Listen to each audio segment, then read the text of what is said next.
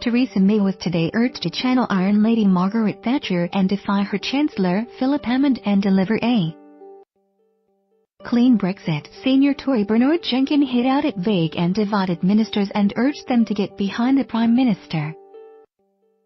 He said it was only by defying her ministers and civil servants that Baroness Thatcher won the battle of the EU rebate and dragged Britain out of the failed economic consensus of the 1970s.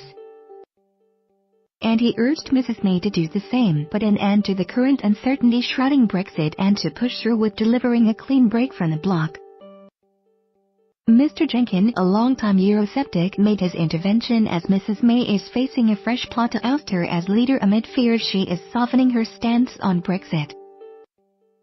Brexiters fear she will commit to keeping the UK in a customs union with the EU, which could hamper the country's ability to sign trade deals with other countries. She will hold a crunch meeting of her Brexit More cabinet later this week to thrash out more details of Britain's negotiating strategy. Writing in The Telegraph, Mr Jenkins said today's infighting between Remain-backing ministers and civil servants is like the situation Lady Thatcher found herself in. He wrote, "Sudden changes in fundamental policy are challenged by established groupthink based on cherished but outdated notions. What would have happened to Mrs Thatcher's economic policy in 1980 if the Treasury had captured Chancellors Howe and Lawson?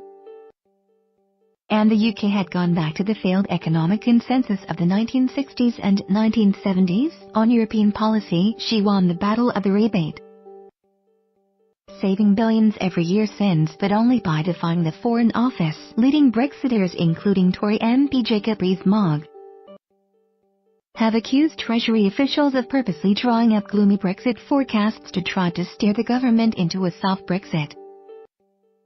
And they have hit out at Mr Hammond for talking down Britain's economic prospects after Brexit." Mr Jenkins wrote, "If ministers are vague or divided, life for officials becomes impossible. As we can see now, ministerial collective responsibility really matters. If the Prime Minister sticks to one policy and the Chancellor keeps advocating another, what are officials meant to do?" Civil servants tend to support their departmental ministers, because the line of accountability goes direct from the department to Parliament. His warning comes amid reports that Tory MPs are plotting to oust Mrs May from No 10 and replace her with a Brexiter dream team if she tries to keep Britain in a customs union with the EU. Eurosceptics are plotting to install Boris Johnson as PM with Michael Gove as his deputy and Jacob Rees-Mogg as Chancellor if Mrs May goes soft on Brexit. Mr Johnson is said to have told one of the plotters that the cavalry is coming and he stands ready to swoop in.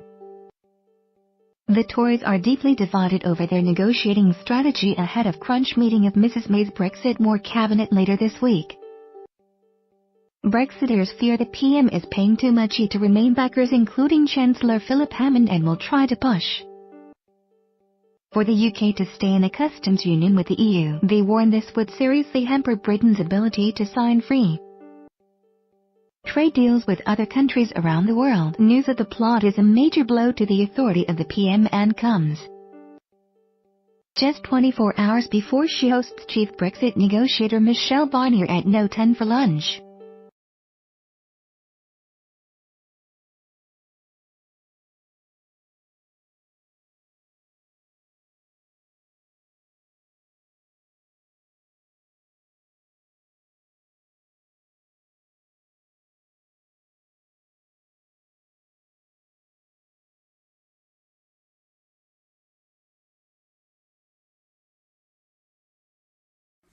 Where the freaks at?